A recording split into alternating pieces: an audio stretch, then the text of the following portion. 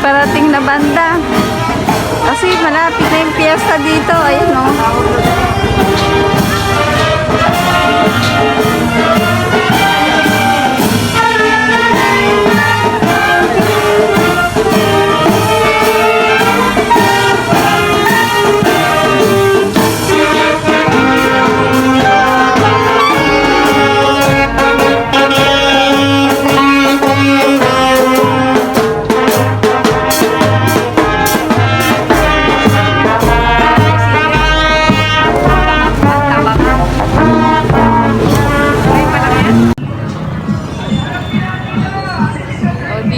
Ganda oh.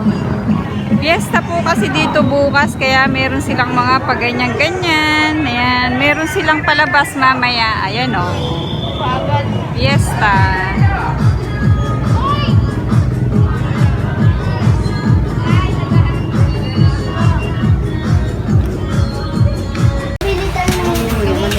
Tara, mag-grocery tayo. Ito na yung napamili ko para dun sa anak ko. Yan, kuha nga ako nito.